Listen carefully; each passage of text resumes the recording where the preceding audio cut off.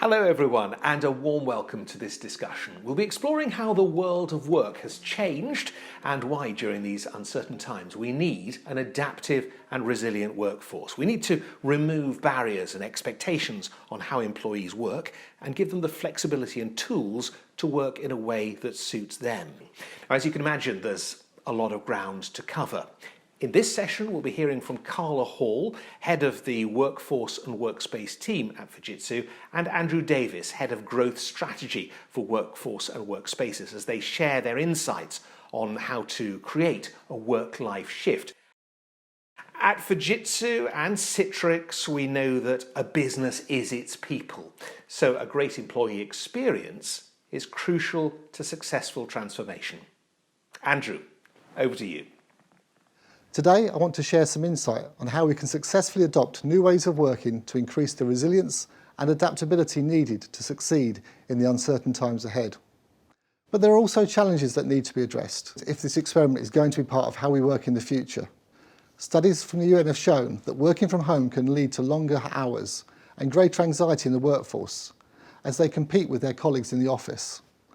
There are concerns with younger workers losing out from valuable learning experiences from not being immersed in the activities that are going on around them.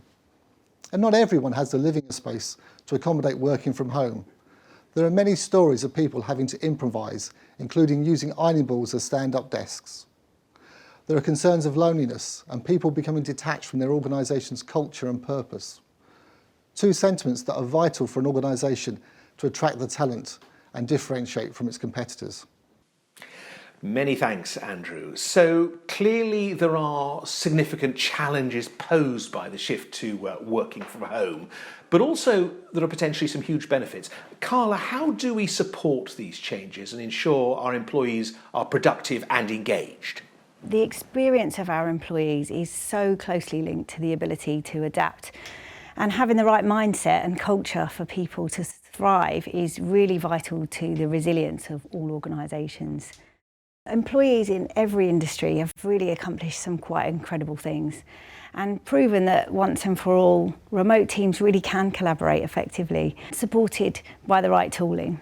The impossible has become possible. We've broken down the boundaries of work and it's no longer a physical place that we go. And we're looking to find alternative ways to create a connection to our organisations. The focus is shifting now and we need to really maintain the momentum, but also make sure that we don't lose the connection to our teams and to sustain that employee engagement to the company and support our creativity. So Andy, what are organisations hoping to gain by making this transition to working from home? For organisations that make this work, the benefits are considerable. From reducing property estates, which can save millions per annum, to reductions in travel expenses. Organisations can also remove the need for expensive service continuity contracts, as their workforces are no longer reliant on the physical office. Working from home also brings benefits such as being able to access a wider talent pool, making it easier to secure those scarce digital skills organisations need to adapt. And this can be taken even further. Organisations can increase business agility by accessing the gig economy for those skills that are only needed on occasions, so they can respond quicker to changing market conditions. Working from home also opens up the door for greater diversity and inclusion in the workforce, enabling those who can't easily travel or need to work flexible hours to more easily be part of the working population. And we know from extensive studies that diversity leads to better products and better customer experiences. Okay, but what about the benefits to us, the employees, with working from home? Many of us have to endure lengthy commutes to the office, and in some cases, this can be several hours of misery, either in stagnant traffic or overcrowded public transport. Eliminating these gives time back for us to spend with family and friends and doing those activities we enjoy most. And it's good for the environment too. And working from home provides greater flexibility to balance work and personal lives, enabling many to do drop-offs and pick-ups of their children while still managing to get work done. And it opens up the possibility for many to live in different areas, avoiding expensive city living, giving greater access to open spaces that make significant differences to people's quality of life and health. We believe the answer to retaining the benefits of working from home while overcoming the challenges it brings requires a work-life shift, adopting a borderless office approach and moving to flexible ways of working. For many, this will mean splitting their time between home and office, with trips to the office much more infrequent. This may mean only going into the office 1 or 2 days a week, or even as little as 1 or 2 days a month, depending on their role and personal situation. We believe people want to use working from home as focus time. Time spent on those tasks such as writing a blog, doing research, completing sprint actions, or just time spent thinking or exploring, which is critical to the development of new ideas and concepts needed for organisations to stay ahead in today's disruptive, technology-driven world. For this, people need secure access to the data and applications from their preferred device. This might be corporately provided or their own personal device. With large numbers of the workforce now working outside the safety of the corporate network, you'll need to rethink your approach to security. VPNs will likely not deliver the experience needed to support this new way of working. Instead, organisations need to look into moving to a zero-trust approach, using data analytics to determine threat based on identity, device, location, and the data being accessed. With many people only spending a limited time connected to the corporate network, traditional approaches to provisioning and management that normally require the device to be pre-built on-site need to be reconsidered. Adopting a modern management approach using cloud-based management tools provides the ability for your people to enrol their own personal or corporately provided devices and enables you to manage them while they are working from home or in the office. Some of your applications, though, may not work in this environment, and for some task-based workers or those with high performance needs, you may need to consider a different approach. Using virtual desktop solutions, you can bridge the gap, providing access to legacy applications securely from any device, anywhere. And you can provide task-based workers for those with high performance needs with access to their entire desktop securely and on demand. The great thing is you can deliver these using public cloud, so you only pay for what you use and they can scale up and down when you need it most. All right, but how can you ensure your people remain connected when they're working from home? What can you do to make sure they keep that link to the common culture and purpose and to the customers? For this, we need the ability to communicate and collaborate with colleagues seamlessly and in real time. For these tools to be successful, they need to be closely integrated with their workspace so they are easy and intuitive to use, and they need to be accessible across their devices so they can remain in contact wherever they choose to work. Also, they need to integrate seamlessly with your office solutions so that your teams can work together, whether in the office or at home. While standard voice, video and document collaboration tools help bridge the gap between home and office, to keep your organisation moving at pace, you need to adopt agile ways of working, which is best supported by immersive virtual collaboration tools. So, what impact will the shift in new ways of working have in areas like recruitment and career progression? Carla, how do you see it? If we think about the opportunity to retain and attract talent that we may not have been able to before, those who care for others or may have been put off by the fact that it had a fixed location, we're no longer location locked. So this has really opened up a truly flexible opportunity to many to enter the workforce and work in different ways. We've all seen that the pandemic has accelerated change. Many organisations have implemented new strategies and introduced new technologies in just days that would previously have taken months or even years. What lessons do you think we can learn from the way they've handled this change?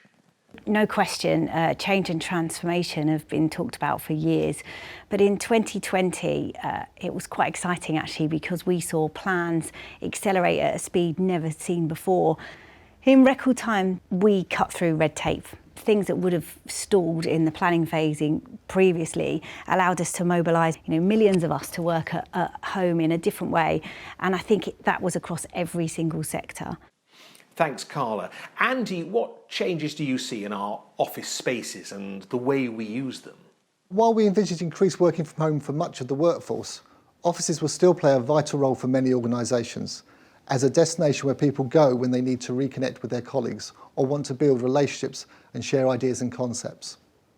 In this scenario, the needs are very different from the traditional office of today, both from a physical space perspective and a technology perspective. Fujitsu itself is reimagining our physical offices, creating key hub locations in each region that support this way of working.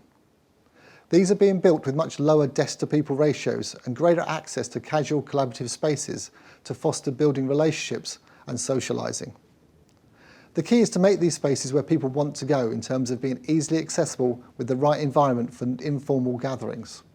And whereas in traditional offices desktops were normal, in these new offices the ability to easily move around is paramount, with much greater use of laptops, tablets and smartphones. Also important is the ability to easily connect with video conferencing and smart screens so they can brainstorm together or with their colleagues working remotely. When introducing more flexible ways of working, it's imperative that we enable our people by providing the support and help they need when and where they need it. We can do this by taking a digital-first approach. Using virtual agents, self-service portals and automated fixes, we can ensure they are supported 24/7, irrespective of where they are working, and we can do it cost-effectively. For those in our workforce who need additional support, we can connect them with a buddy using their smartphones. We can provide helpful tools to support them and enable them to capture how they are feeling in the moment so their buddy can proactively reach out. And with workforce analytics, we can provide insight that helps us take better care of our people. Using this insight, we can nudge people to help change their behaviours, alerting them when they need to take breaks or alerting their managers when their teams are overloaded. It can even highlight when we have too many meetings planned so we can work smarter, helping our people to adapt to these new ways of working in a more sustainable manner. I mentioned at the outset one of Fujitsu's key strategic partnerships with Citrix. In fact, Fujitsu were their worldwide partner of the year in 2020, and the companies have a long history of complementary technologies and services. And they also share a commitment to human-centric innovation and to enhancing the experience of the end user. Let's look now at just one example of how that partnership plays out in practice. For energy provider Centrica, Fujitsu and Citrix have created a cloud-based workspace to link 8,000 contact center staff working remotely around the world. And this means they can scale their service up and down without delay to meet the needs of their 10 million customers. Carla, can you tell us a bit more about this? We were able to build over 3,000 laptop devices in just 2 weeks. We enabled the key workers to connect to the office network from home and as if they were in the workplace. But I think it's also worth mentioning, apart from, it's not just about having the hardware and providing the laptops to those workers, it's really about being able to adapt the infrastructure behind that too. So in particular, we increased our customers' Citrix cloud platform capacity from 9,000 users to 13,000 users, and this allowed more employees than ever to access corporate services from home. In parallel, within our own organisation, we needed to pivot to be able to make sure that services were not disrupted, and that included our global delivery centres right around the world, enabling all of them to work at home to deliver this experience. Thanks, Carla. So what do you think will be the next stage in the evolution of the workplace? And importantly, what is it that Fujitsu can offer to drive organisations into this new way of working? We call it work-life shift. And this really brings the opportunity to enhance productivity by freeing our people, as we've already said, to focus on creating real value with no online or offline boundaries, and be part of a really new and resilient culture.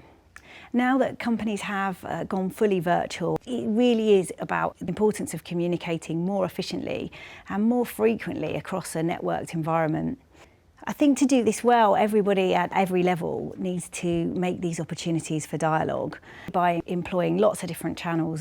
But I think we recognise also that for some organisations, the workplace isn't an office at all.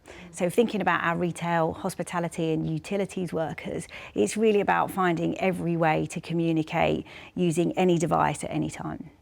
To support these new ways of working, how do business leaders need to change and evolve?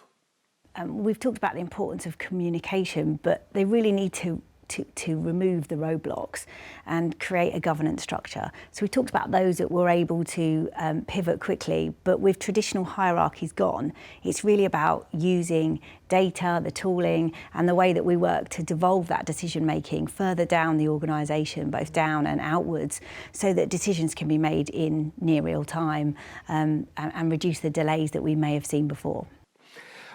We've covered a lot during this session. Andy, what are the areas you'd like to highlight?